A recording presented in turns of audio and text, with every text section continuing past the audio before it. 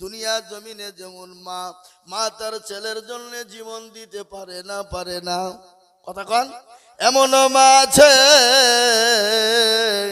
সন্তানের জন্য জীবন দিয়ে দেয় না গো, কথা কন আল্লাহু আকবার। সন্তানের জন্য যদি মা জীবন দিয়ে দিতে পারে, পৃথিবীর জমিনে এক ভাগ ভালোবাসার কারণে, একটা ভাগ ভালোবাসা নিয়ে যদি মা তার সন্তানের জন্য জীবন উৎসর্গ করে দেয়, আল্লাহ যে তার বান্দাকে 99 গুণ বেশি ভালোবাসে। সে আল্লাহকে আমরা চিনি না, সে আল্লাহকে মানি না, আর সে আল্লাহকে না মানার কারণে আজকে মুসলমানদের বড় দুর্দিন, আজকে মুসলমানদের বড় কষ্ট, আজকে মুসলমানদের বড় কষ্ট, ঠিক কিনা ধরে বলুন? আজকে মুসলমান গো আল্লাহর মা ভালোবাসার, আল্লাহর ভালোবাসা কতটা দেখেলেন, মা সন্তানের জন্য কতটা ভালোবাসে। বাপের একটাই কলেজার সন্তান, এরকম ছেলে আছে না? বাপের একটাই বেটা, আর কেউ নাই, এরকম নাই? মেলা আছে, ছেলেকে মা বাপ যত্ন করে কষ্ট করে রাতের পর রাত দিনের পর দিন কষ্টের পর কষ্ট নিজে না খেয়ে সন্তানের মুখে খাবার তুলে দিয়েছে সন্তানের বাপ মা। ওই ছেলে যখন বড় হয়, স্কুল কলেজ ইউনিভার্সিটিতে পড়ে না, আল্লাহু আকবার, ইউনিভার্সিটিতে পড়ে যায়, এমএ বিএ বিএড হয়ে গেল। কিছুদিন পরে ছেলের বিয়ে দেওয়া হলো। সুন্দর একটা ফুটফুট রমণী দেখে বৌমা পুত্রবধূ এনে দেওয়া হলো। ও মুসলমান গো, পুত্রবধূ এনে দেওয়ার পরে সুন্দর করে বাড়ি চলতে শুরু হয়ে গেল। 1 বছর চলে যায়, 2 বছর চলে যায়, কিন্তু একটা কথা না আপনাদেরকে বলি, 3 বছর পরে শাশুড়ি বউয়ের যুদ্ধ শুরু হয়ে গেল। শাশুড়ি বউয়ের যুদ্ধ, কিন্তু শাশুড়িদের একটা দোষ, পুত্রবধূ যদি একটা টুক করে অন্যায় করে তার গোষ্ঠী পর্যন্ত ধুয়ে দেয়, এরকম শাশুড়ি আছে না নাই? কথা বলে। কিন্তু তার মেয়ে যদি 1000 অন্যায় করে, কিন্তু তার মা তার বিটিকে কোনো রকমের কোনো দোষ ধরে না। এটা হলো শাশুড়িদের অভ্যাস। আর বৌমাদের অভ্যাস, নিজের মা যদি 1000 বার কথা বলে, যদি খেতে না দেয়, নিজের মায়ের সঙ্গে ঝগড়া করে না। আর বউ, শাশুড়ি বউ যদি কোনো রকম রাগের মাথায় একটা কথা বলে দেয়, কিন্তু সেই বউ বাড়িতে তোলপাড় চালিয়ে দেয়, আছে না? কথা বলেন। স্বামীকে আলাদা করে দেয়। ও মুসলমান, আলাদা হয়ে গেল। কিন্তু ছেলে তো বড় শিক্ষিত, কিন্তু বউয়ের কাছে মাউর বুঝেন না? কিন্তু এমনও পুরুষ আছে যে বউয়ের কাছে মাউর হয়ে যায়, জোরে বলুন ঠিক কিনা? বউয়ের কাছে মাউ মাউ করে কথা বলে, জোরে কথা বলতে পারে না। বলে কেন? যদি জোরে কথা বলে ওই বউ ও বলে তোমার ভাত আমি খাবো না, ওরকম মেয়ে আর হয়তো পাবে না, এর জন্য বউয়ের কাছে মাউর হয়ে যায়। এমনও কথা বউয়ের কথায় উঠে বসে। এমনও পুরুষ আছে বউকে স্বামীকে ধরে বিবিতে খুচিয়ে বসায় না, ধরে বলুন। বলবে সামনে বলবে বউয়ের কাছে মাউর হয়ে গেল, কিন্তু বেটার সুন্দর দেখে ফুটফুট দেখে বিয়ে দিয়ে দিল। 2 বছর কেটে গেল, 3 বছর কেটে গেল, বাড়িতে থাকতে ভালো লাগে না। কিন্তু শোনেন তো, মেয়েদের ভাত ছাড়ানোর মেন কারিগর হলো মা, তার বড় বোন, ঠিক কিনা ধরে বলুন? মার বড় বোন। মায়ের বুদ্ধি তার বড় বোনের বুদ্ধিতে মেয়েদের ভাত ছাড়িয়ে দেয়। অনেক অধিকাংশ মেয়েদের যায় না ধরে বলুন, বলো ভাত খেতে হবে না, চলে আয়, অন্য জায়গায় বিয়ে দিব। কিন্তু স্বামী ছেড়ে দেওয়া, স্বামী ডিভোর্স দেওয়া মেয়েদের কত যে জ্বালা, কত কষ্ট সে নিজে উপভোগ করতে পারে রে বাবা। যখন বাপের বাড়ি চলে যায়, 1 দিন 2 দিন 3 দিন, 1 মাস 2 মাস 3 মাস 1 বছর 6 মাস যখন হয়ে যায়, বাপ দেখতে পারবে না, মা দেখতে পারবে না, বহিন দেখতে পারবে না, ভাইয়েরা দেখতে পারবে না, ভাবিরা দেখতে পারবে না, পাড়া প্রতিবেশী তাকে দেখতে পারবে না। তখন বলবে মাবুদ গো, কেন আমি আমার মা এবং বোনের প্রলোভনে পড়ে আমার সুন্দর স্বামীটাকে আমি ত্যাগ করে দিলাম। আর মেয়েদেরকে সব থেকে যদি বেশি ভালোবাসে সেটা হলো তার স্বামী। স্বামীর থেকে বেশি আর ভালোবাসতে কেউ পারে না। কিন্তু সেই ছেলের বউ যেন তোরা প্রকারে শ্বশুর শাশুড়ির সঙ্গে যুদ্ধ শুরু করে দিল। স্বামী এলো, এসে বলে, শোনো, তোমার মা বাপের সঙ্গে আমার জন্য থাকা অসম্ভব। বলে, ভিন্ন হয়ে যাও। ভিন্ন হয়ে গেল, তারপরও থাকতে মন চাই না। মায়ের কথা বোনের কথাটা আলাদা করবে, বাড়ি থেকে আলাদা হয়ে যাবে রে বাবা। ও দরদি মুসলমান গো, ও আল্লাহওয়ালা। তারপরে আবার ভিন্ন হয়ে গেল। বলে, চলো ছয়গনি বাজারে, ইসলামপুরের বাজারে, দৌলতাবাদের বাজারে বাড়ি ভাড়া করে থাকবো, কিন্তু তোমার বুড়ো বুড়ি মায়ের মুখ দেখবো না। এরকম আছে না? কথা বলেন। স্বামী বলেন, ও বিবি, আমার কাছে তো পয়সা নাই, আমি কোথায় পয়সা পাবো? ঘর ভাড়া করার মতো টাকা নাই, চাকরি হলো না, চাকরি তো পাবো না। বলে, কোনো ব্যাপার নাই, তুমি আমার বাপের বাড়িতে ঘর জামাই থাকবা, আমার বাপের বাড়ি থেকে খাওয়া দাওয়া করবা, কিছু ইনকামের ব্যবস্থা করবা। কিছু পয়সা হয়ে গেলে দৌলতাবাদের বাজারে একটা জমি কিনবো, ফ্ল্যাট করে ভাড়া দিব, আর নিজেরা থাকতে শুরু করো। এরকম ঘটনা।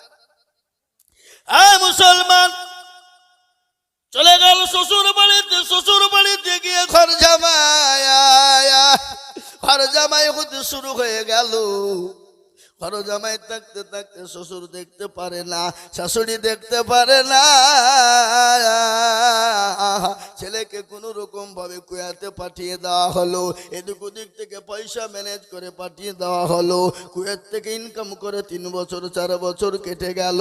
যত টাকা হয় বিবির অ্যাকাউন্টে পাঠিয়ে দেয়, আর ওই টাকা নিয়ে বিবি ফুর্তি করে, আর বড় মোবাইল কিনে দিয়েছে। স্বামী তাকে কুয়েতে, আর মোবাইল নিয়ে করছে পরকিয়া দেশে। পরকিয়া বলে না? এই পরকিয়া বুঝেন তো আপনারা নাকি? না বুঝেন নাকি? এখন স্ট্যান্ডার্ড ভাষা। আগে বলতো প্রেম করে, মানে খারাপ ভাষা। স্ট্যান্ডার্ড ভাষা বলছে পরকিয়া করে, কেউ বুঝতে পারবে না। যেমন সুদের জিনিস, আগে সুদ বলতো ভালো লাগতো না, এখন ওটাকে ইন্টারেস্ট বলে চালিয়ে দেয়, তার মানে ওটা স্ট্যান্ডার্ড ভাষা। আল্লাহর ফেরেশতা খুঁজে পাবে না নাকি? কথা কন না কেন? ফেরেশতা খুঁজে পাবে না। আল্লাহ বলে, শোন, তুই যত রকমের চালাকি করবি, আমার কাছে চালাকি চলবে না, আমার কাছে কোন রকমের কায়দা চলবে না। আজ আমি আপনাদেরকে শোনাবো রে বাবা, ও আল্লাহর গোলাম, নবীর উম্মতের দল, ভালো করে শুনেলেন। কুয়েতে ইনকাম করে টাকা পাঠিয়ে দেয়, হাজার হাজার টাকা পাঠিয়ে দেয়, লক্ষ লক্ষ টাকা পাঠিয়ে দেয়। এদিকে বিবি ফুর্তি করে, আনন্দ করে। কিছুদিন পরে ডাক্তার বলল, ও ভাই, তুমি বাড়ি চলে যাও। বলে, কেন গো? বলে, এমন একটা অসুখ তোমার হয়ে গেছে, ছয়াচার। তোমার এই অসুখ আর ভালো করা যাবে না, তুমি আর বেশি দিন বাঁচবা না, চলে যাও। যখন আমি বাঁচবো না, শ্বশুর শাশুড়ি বিবিকে একটা চিঠি লিখি। চিঠি লিখলো, শ্বশুর মশাই, শাশুড়ি মা, বিবি গো, আমি তো বাড়ি চলে আসবো। ডাক্তার বলেছে আমার ছয়াচার রোগ হয়েছে, আমি নাকি আর বাঁচবো না। তো আমি অমুক দিন অমুক টাইম অমুক ফ্ল্যাটে ফিরবো। চিঠিখানা দিয়ে দিল। শ্বশুর মশাই শিক্ষিত মানুষ, চিঠিখানা পড়ছে। পড়ার পরে উত্তর দিয়ে বলল, জামাই, তুমি যখন বাড়ি ফিরবা, আমার জন্য অমুক অমুক জিনিস কিনে আনবা। শাশুড়ি চাইলো, বিবি চাইলো। ও মুসলমান, চিঠির উত্তর দিয়ে পাঠিয়ে দিল। কেমন আছো, কবে আছো, কোনো জিজ্ঞাসা নাই। চিঠি কেন ছেলের হাতে যখন পড়ে গেল, ছেলে চিঠি কেন দেখে আর অঝর নয়নে কান্না করে, চোখের পানি ঝরঝর ঝরঝর ঝরঝর করে ঝরে যায়। বলে, মাবুদ গো, যাদের জন্য ইনকাম করে লক্ষ লক্ষ টাকা পাঠিয়ে দিলাম, তারা আমি কেমন আছে জিজ্ঞাসা করলো না, আমার শরীর কেমন আছে তারা জিজ্ঞাসা করে না, আমার কাছে জিনিস চাই। ও আল্লাহ, এই জীবন আমি আর দুনিয়াতে রাখবো না, এ দুনিয়া থেকে জীবনকে নষ্ট করে দিব। কিছুক্ষণ পরে ছেলের জ্ঞান ফিরে এলো, বলে না না না না না, জীবন নষ্ট করলে হবে না। আমার জন্ম দুঃখিনী মা, আমার অর্ধাঙ্গিনী মা, আমার গর্ভধারিণী মা, আমাকে যে মা রাত্রি 9 মাস 9 দিন গর্ভে রেখেছিল, রাতকে রাত মনে করেনি, শীতকে শীত মনে করেনি, যে মা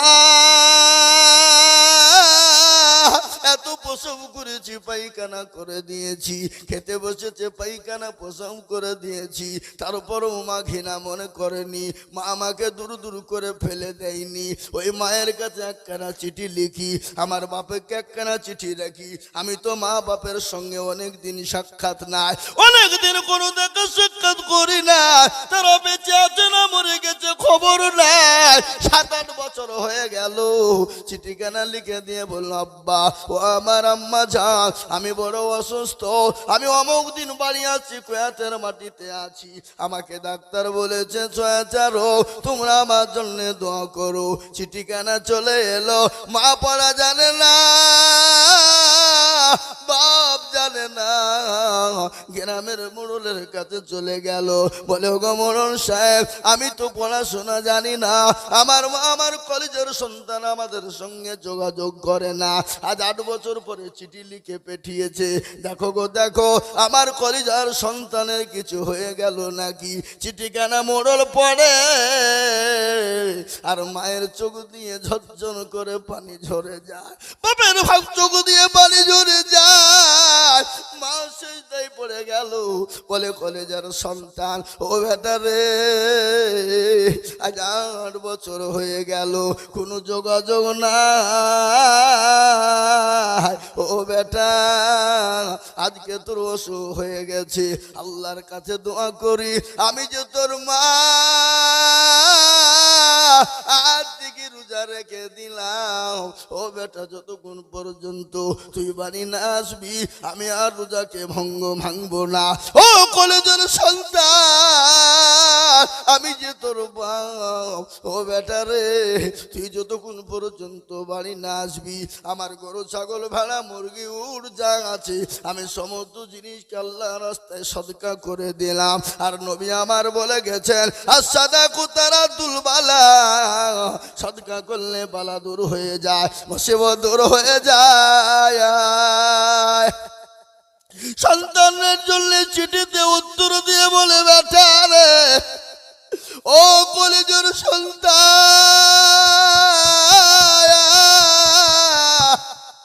আমি যে তোর মা জননী, 9 মাস 9 দিন তোকে গর্বে করে নিয়ে বেরিয়েছিলাম রে বেটা, আমি আল্লাহর কাছে দোয়া করি, বলে মাবুদ গো, আমাদের তুমি জীবনটা নিয়ে নাও, আমাদের হায়াতটা তুমি নিয়ে নাও, কিন্তু আমাদের হায়াত কেটে আমার কলেজা সন্তানের কাছে তুমি দিয়ে দাও। চিঠিতে লিখলো, ও বেটা রে, তুই যখন জাহাজে চড়বি বেটা, তোর কাছে যদি পয়সা করি থাকে ফকির মিসকিনকে সদকা করবি। চিঠিখানা বেটার কাছে পৌঁছে গেল, বেটা কিন্তু চিঠি আর খুলে পড়লো না, বেটা বললো না পড়বো না, আমি যেদিন বাড়ি বাড়াবো তার আগা দিন চিঠিখানা আমি দেখবো, আমার মা বাপ যদি শ্বশুর শাশুড়ির মতন জিনিস চায় আমি আর এই জীবন নিয়ে ফিরবো না। চিঠিখানা যেদিন বাড়ি আসবে তার আগা দিন চিঠিখানা খুলে পড়ছে, আর সন্তানের চোখ দিয়ে পানি ঝরঝর করে ঝরে যায়। ওগো আল্লাহ, মাবুদ মাওলা, আমি তো আমার মা বাপের কোনোদিন খবর নিইনি, জীবনে যেদিন থেকে ইনকাম করতে শিখেছি আমি আলাদা হয়ে গেছি, সমস্ত শ্বশুর শাশুড়ি বিবির জন্য দিয়েছি, আমি তো কোনোদিন আমার মা বাপের খবর নিইনি। আজকে তারা আমার কাছে জিনিস চাই না, আমার জন্য তারা দান খায়রাত করেছে, আমার জন্য সদকা করে দিয়েছে। মাবুদ মাওলা, আমি আজ কারোর জন্য কিছু নিয়ে যাব না, যদি আমি নিয়ে যাই আমি আমার কলেজার টুকরা মা আমার বাপের জন্য নিয়ে যাব। ছেলে আপনার প্লেনে উঠে গেল, কলকাতা এয়ারপোর্টে নেমে যায়,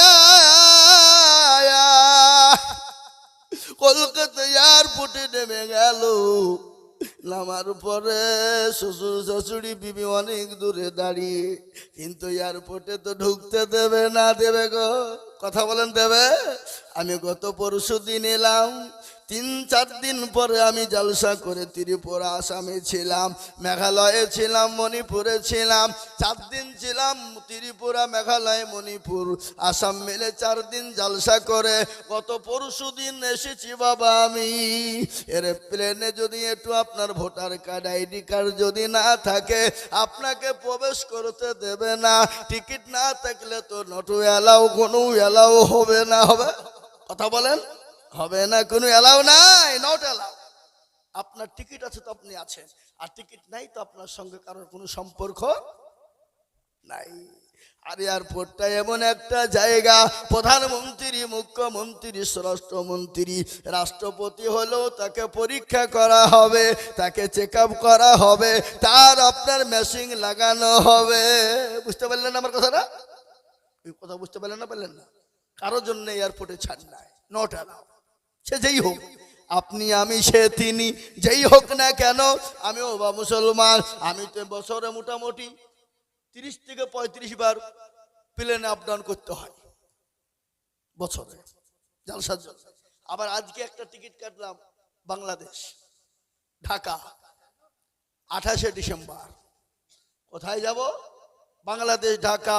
হাফিজুর রহমান সিদ্দিকী, যে ইন্টারন্যাশনাল বক্তা বাংলাদেশের, তার মাদ্রাসায় জালসা। আজকেই দাওয়াত করেছে আমাকে।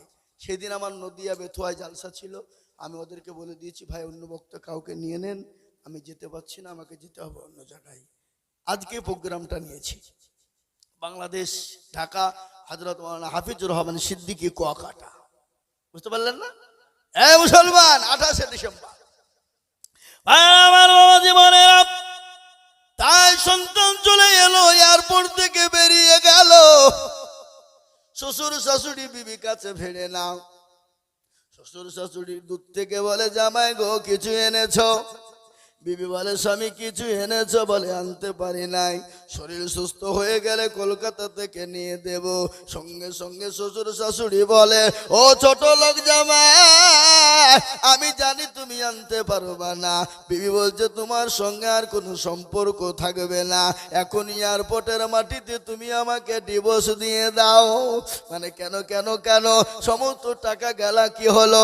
বলে এতদিন তুমি ছিলে না, তুমি আমার বাপের টাকায় গিয়েছিলে, সমস্ত টাকা ফটলাপ হয়ে গেছে, আমার কাছে দেওয়ার মতো কোনো জিনিস নাই। কিন্তু জনম দুঃখিনী গর্ভধারিণী মা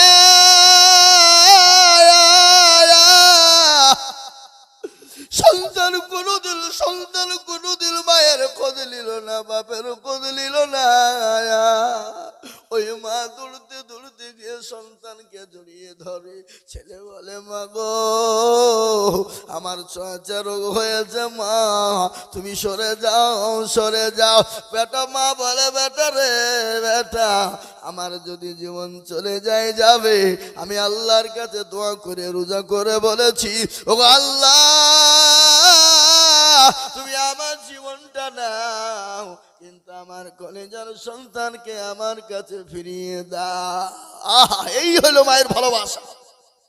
অনেক আছে ছেলে মাকে দেখতে পারে না, বাড়ি থেকে বের করে দেয়, খেতে দেয় না, মায়ের গায়ে হাত তুলে মাকে দূর দূর করে তাড়িয়ে দেয়। কি বলে না? বলে না? কথা বলেন। আল্লাহর কোরআন বলে ওয়া কুল লাহুমা কওলান কারীমা, ওয়া কুল লাহুমা কওলান কারীমা। তোমার মাকে তুমি, তোমার তো দূরের কথা, তোমার মাকে তুমি জোরে কথাও বলতে পারবা না, তোমার মাকে চোখ রাঙিয়েও কথা বলবা না। আর তুমি যদি তোমার মাকে গালি দাও, তোমার মাকে মারো, চোখ রাঙিয়ে কথা বলো, তোমার ইবাদত আল্লাহর দরবারে কবুল হবে না, তোমাকে জাহান্নামে যেতে হবে। হবে না? জোরে বলুন, এরকম আছে না? আল্লাহর কোরআন বলে আজকে অনেক ছেলেকে মেরে, আপনার অনেক ছেলে মাকে মারে, কিন্তু আমি আপনাদেরকে বলি তুমি আমি যখন ছোট ছিলাম কত অত্যাচার করেছি, কত জুলুম করেছি, কত কষ্ট দিয়েছি। তোমার মা যদি সেদিন তোমাকে গলা টিপে মেরে দিত, তোমার কিছু করার ছিল না। আজকে তোমার মা বৃদ্ধা হয়ে গেলে তোমার মাকে তুমি দেখতে পারো না।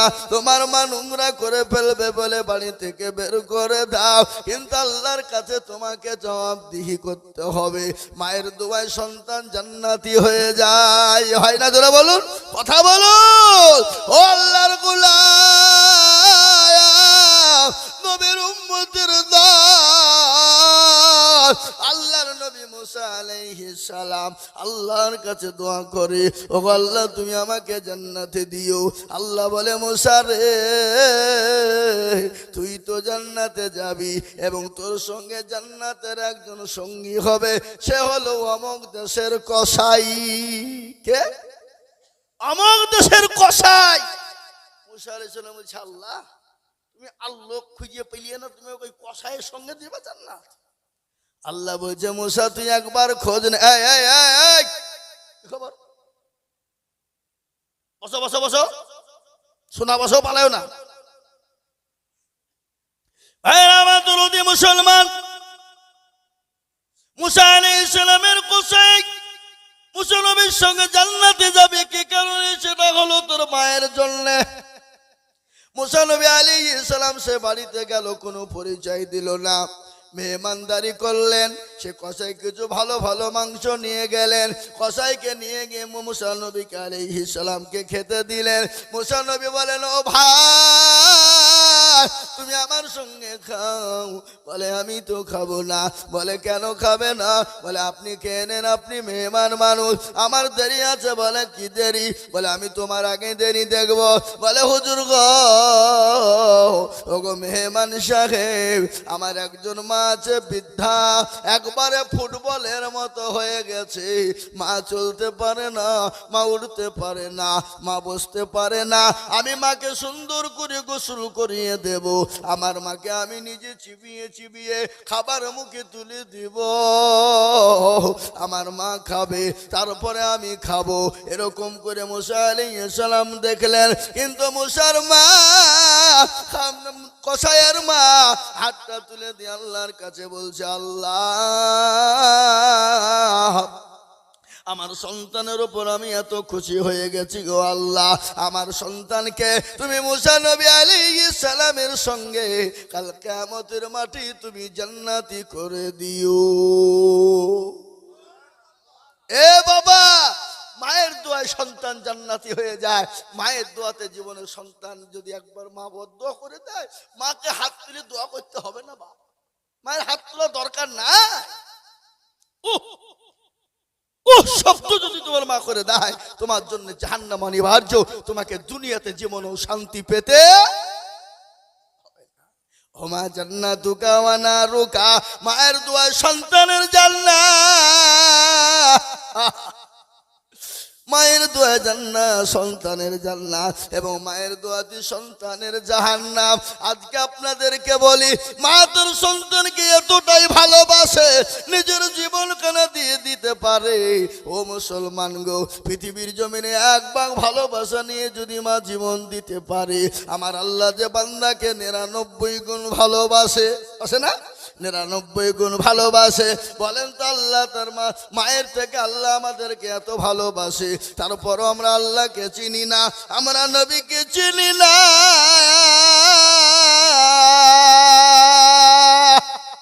ফোন করে বাংলাদেশে ফোন এসেছে। আসসালামু আলাইকুম ভাইজান। বলছিলাম, ভাই আমার দুটো জালসা, একটা জালসা করে এসে আর একটা জালসাতে বক্তব্য দিচ্ছি। আমি বক্তব্য করে রাত্রে ফোন দিই।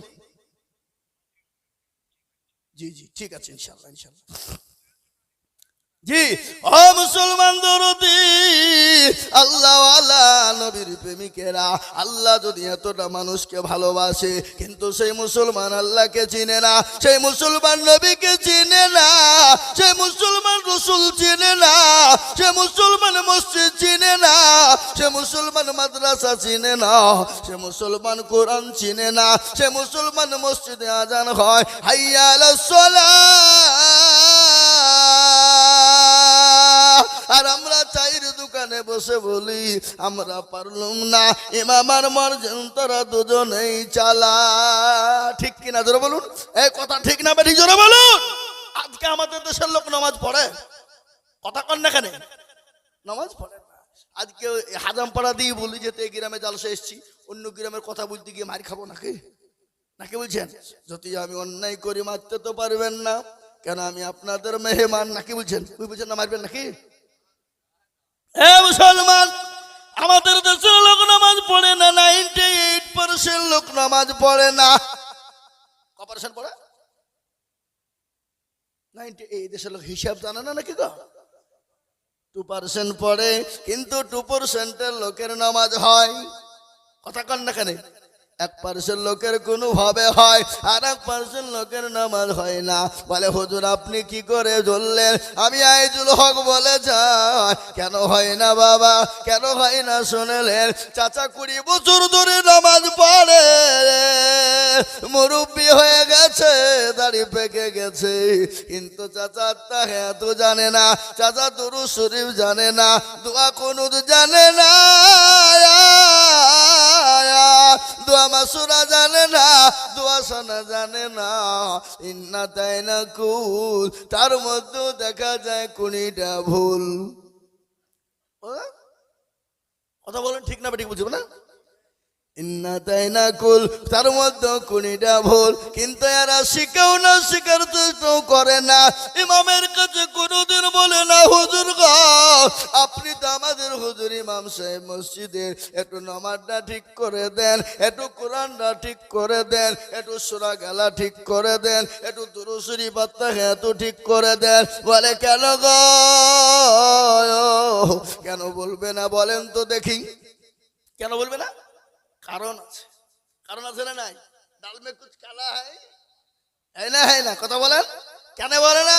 দেখি ইমামের কাছে যদি চলে যায়, আর ইমামের কাছে যদি শিখতে যায়, আর ইমাম যদি আমার ভুল ধরে ফেলে, তাহলে ইমামের কাছে আমার মোড়লি চলবে না, আমার মাতাব্বরি চলবে না, আমার দাদাগিরি ইমামের কাছে চলবে না, আমাকে ইমামের কাছে মাথা নত করতে হবে। ঠিক কিনা ধরে বলুন? আর আমাদের দেশের ইমাম সাহেবরা এই মালগুলাও কিন্তু কমাল হয়, এরাও কোনোদিন বলে না চাচা গো আপনি আমার পেছনে পেছনে ঘুরেন, আপনি আমার মুসল্লি, আসুন আপনাকে নামাজ ঠিক করে দিই, কোরআন ঠিক করে দিই, সূরা গালা ঠিক করে দিই। জীবনেও বলে না। কেন বলে না জানেন? কি কারণে বলে না? মৌলবি বলছে যে তো 5,000 টাকা বেতন দাও, 1000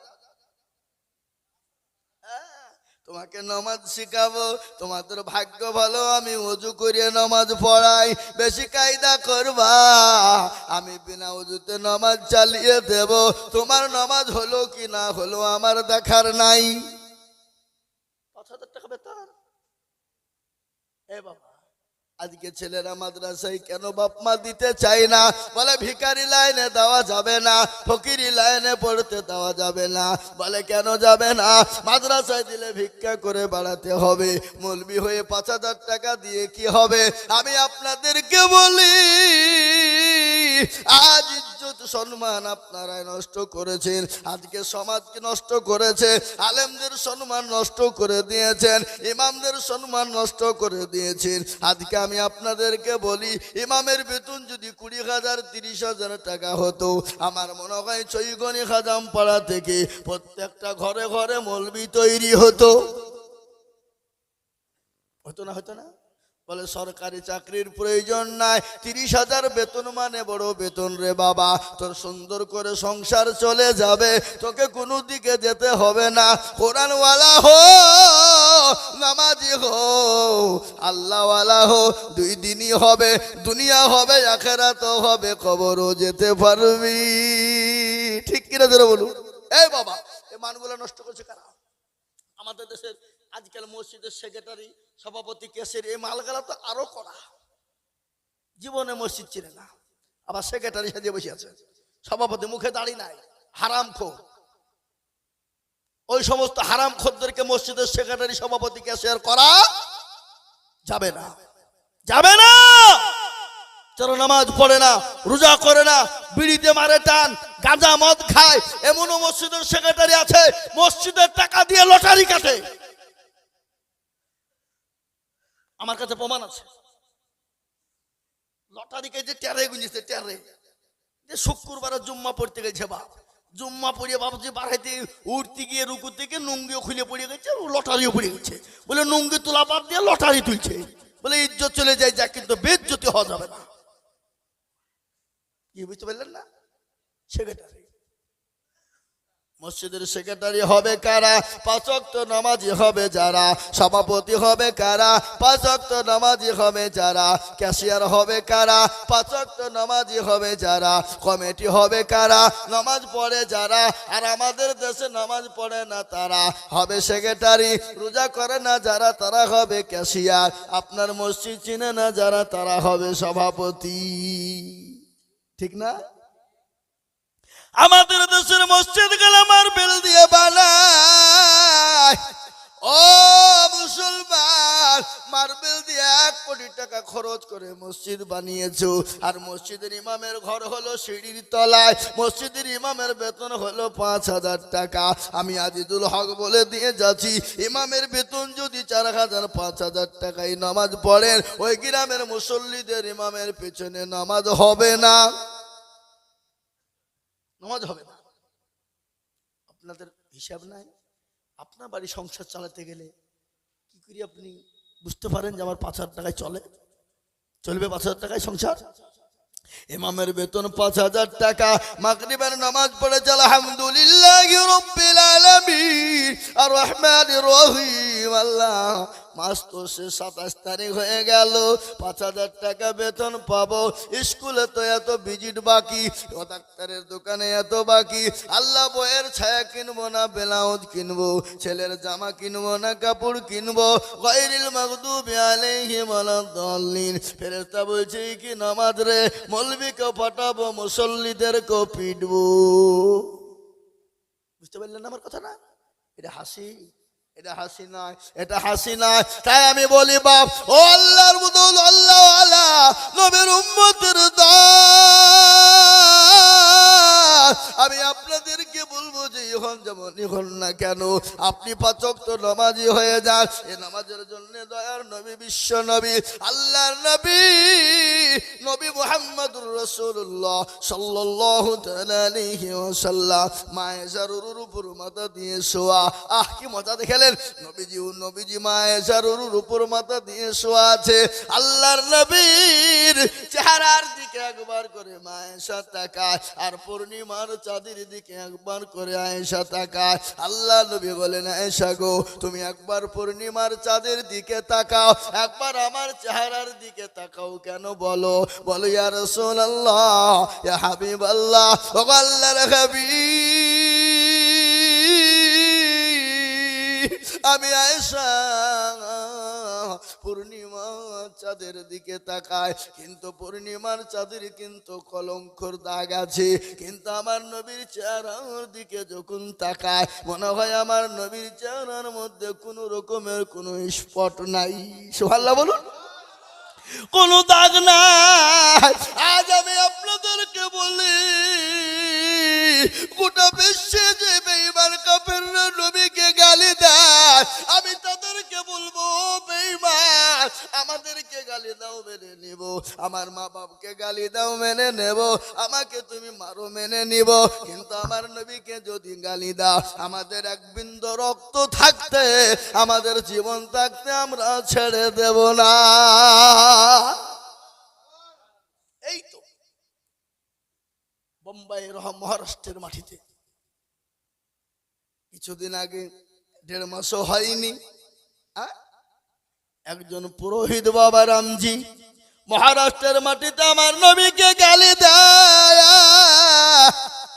গালি দেওয়ার কারণে আশিকে রাসূল মুসলমানেরা গজওয়ায়ে হিন্দ কাকে বলে, গোটা মহারাষ্ট্রকে জাম করে দিয়েছিল।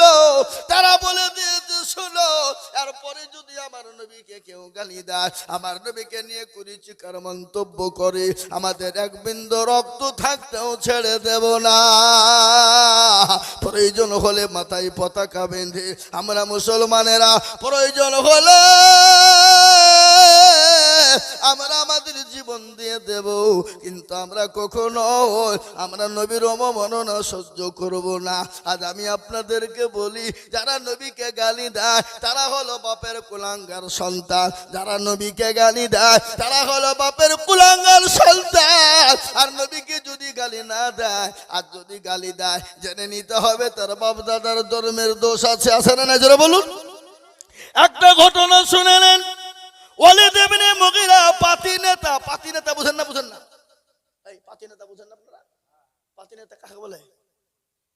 এখন তো তৃণমূলের যুগ, এখন তো তৃণমূলের হাওয়া। নাকি বুঝছেন আপনারা? বলুন। তৃণমূলের হাওয়া না, ওটা পশ্চিম বাংলা বাবা। স্বামী বিবিকে বলছে, শোনো ভোটটা খবরদার তৃণমূলকে দিবা না। স্বামী বিবি মিনসেরা বা কাজ দেখো, 10 টাকা চাইলে পাওয়া যায় না, আর মমতা 1000 টাকা করে মাসে দিচ্ছে, তোমার কথা শুনবো? হ্যাঁ, ভোট ওকেই দেবো আমি। স্বামী বলছে সিপিএম কংগ্রেসকে মার, বলছে তোমার কথা শুনবো না, আমি যাকে মারার আমি গোপনে ঝাড়বো। 1000 টাকা করে আপনার দিকে পাই না নাকি? এদিকে পায়? হ্যাঁ। এ বাবা, মমতা খালা বলেছে ভোট দিয়ে জিতাবা তো এবার 2000 টাকা করে বিধানসভায় পাবা। মেয়েদের তো আরো ভয় ভাবছে কলেজা বেরিয়ে গেল নাকি? হ্যাঁ, স্বামীকে বলে যে তোমার পাইতারা করো না, খুব দেখেছি 10 টাকা 20 টাকা তোমার কাছে ভ্যান ভ্যান করতে হয়েছে, এখন 2000 টাকা করে খালা দিবে, বিরাট ব্যাপার। কি বুঝলেন? বুঝলেন না?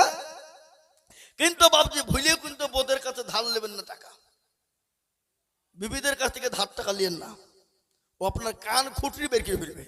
কি বুঝলেন? ও আপনার হাজার হাজার টাকা পকেট থেকে নিয়ে নেবে, কোনো ব্যাপার নাই, কিন্তু ওর কাছ থেকে 500 টাকা আপনি না নিয়ে যতক্ষণ দিবেন ততক্ষণ ও লিতেই থাকবে, কিন্তু আবার ওই টাকাটাও নেবে। কি বুঝতে পারলেন না আমার কথা? না? হ্যাঁ, আল্লাহ আল্লাহু আকবার। দরদি মুসলমান গো, ওয়ালিদ ইবনে মুগীরা আমার নবীকে গালি দেয়, আমার নবীর সাহাবাদের চোখগুলো মোটা মোটা হয়ে গেল। আর আমার নবী দয়ার নবী, বিশ্ব নবী, নবীদের নবী, রহমাতুল লিল আলামিন। সুবহানাল্লাহ বলুন। আল্লাহর নবী, মায়ার নবী গো, আপনি নবী আমার জীবনের জীবন। আছে না?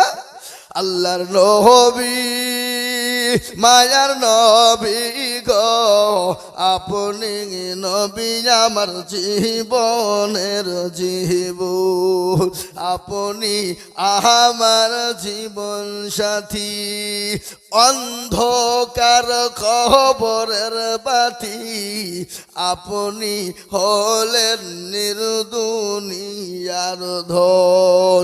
আল্লাহর নবী, মায়ার নবী গো, আপনি নবী আমার জীবনের জীবন, আপনি উম্মতের জামি, আপনি রহমাতুল লিল আলামিন, আপনি উম্মতের জামিন, আপনি হলেন গুনাহগার উম্মতের আপনজন। আল্লাহর নবী, মায়ার নবী গো, আপনি নবী আমার জীবনের জীবন। আল্লাহর নবী, মায়ার নবী গো, আপনি নবী আমার জীবনের জীবন। আপনা দেখে মজে যা ভাগ্যবতী হলেন খাদিজা, সব দিলেন জীবন যৌবন।